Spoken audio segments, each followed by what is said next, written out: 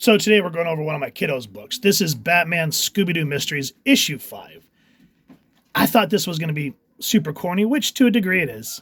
And there is one very cringe-worthy moment, which I'll bring up in a moment.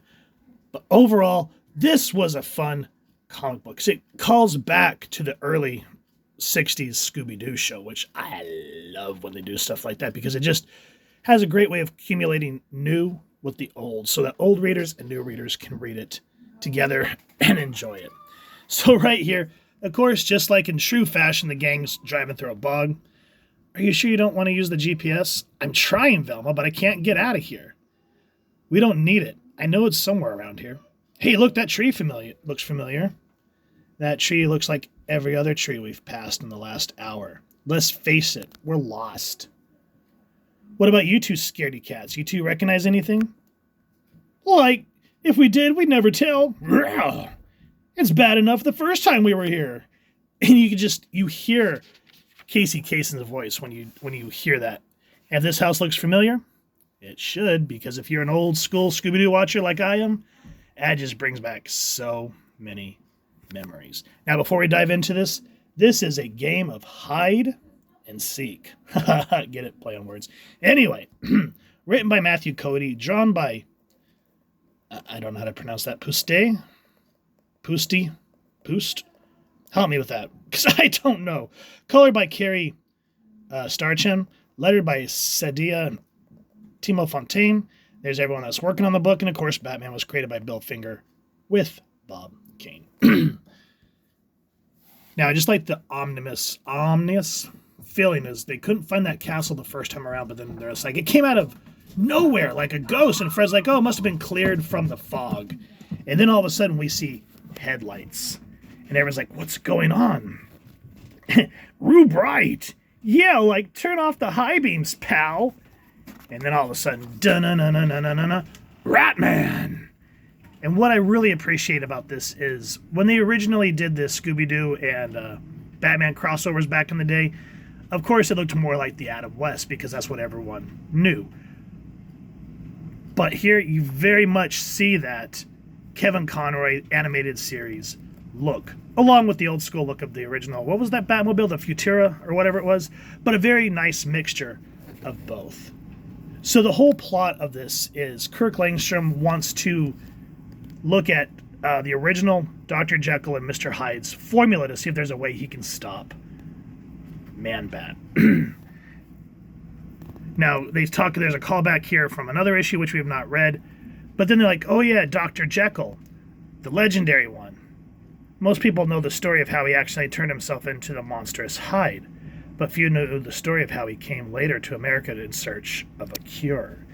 And what they start to get at, here, where is it right here? Daphne, I think, is the one that brings up. She goes, oh wait, here. This is the cringy part. So Batman's kind of just talking. He goes, actually, we aren't the only ones who's ever been inside. Dr. Jekyll's great-grandson lived here with his housemaid, Helga.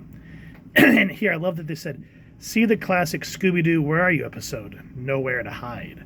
So great callback, great way to mix this in. But this moment right here, they really could have left out because Daphne's whispering to Velma, and she goes, is Fred really Fred-splaining to Batman? He can't help himself. Do we really need to throw that in there? Let's get over that bullshit. That's just, no. Anyway, back to the good stuff. So they cut back to the original cartoon. They go, yes, Fred, Jekyll's descent was, in fact, a jewel thief who tried to frame his housemaid for his crimes. Thanks to you kids, he didn't get away with it. And if they would have left that cringeworthy part out, Batman says, I meant that out of today, you were the only ones who's been inside. And Fred's just like, oh yeah, sorry. If they would have left that cringy part out and just went boop, boop, boop, it would have been funny without that. That's bullshit. Anyway, moving on. Door opens and and zoinks! It's like the ghost of Hyde back for revenge.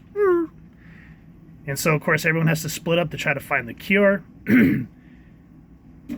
But I like is how Batman says he's going to take Velma. And this was kind of cool. I wish that they would have done something with it,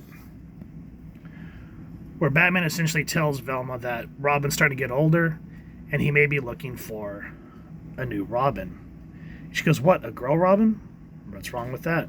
I don't know what to say, Batman, but don't Robins need to jump around and fight and stuff? When I jump around, I mostly lose my glasses.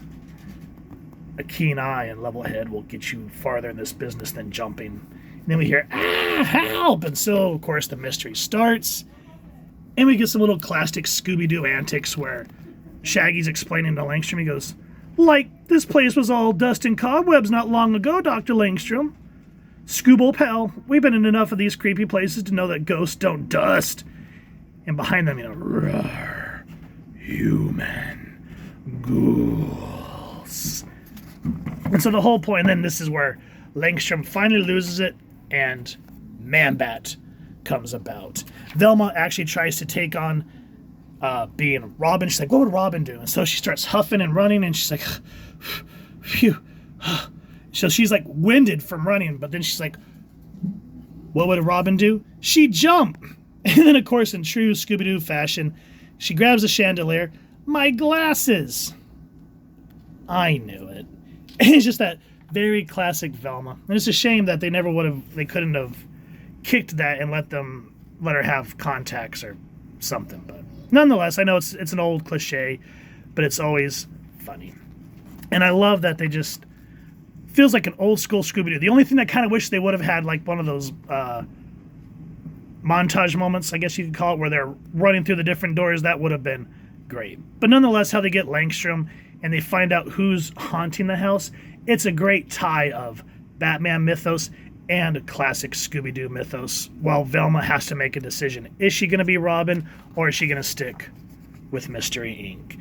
Excellent read. Made me laugh, minus that one point where it's just like, do we really need to put that, especially in a younger kid's book? It's like, come on, let's get over that shit. Nonetheless, we both had a blast reading this, and I think you will too with your loved ones, your friends, or by yourself if you're both a fan of Batman and Scooby-Doo. Absolutely loved it. So if you enjoyed what you've seen, please first and foremost support your local comic shop or wherever it is you like to get your action figures and comic books. And if you've enjoyed this review, really would appreciate if you take a moment to like, share, and subscribe. Helps the channel more than you could possibly know. And if you mind hitting that fancy little, what's the hell's their bus name? The Mystery Machine bell. Next, subscribe. That way we can continue to upload content. You guys get notified. Come to the channel. Love talking with y'all and hearing your thoughts and feedback down in the comments below or the socials, which I'll make sure to leave the links down in the description. So with all that said, hope y'all continue to have an absolutely amazing day reading, and happy hunting, everyone.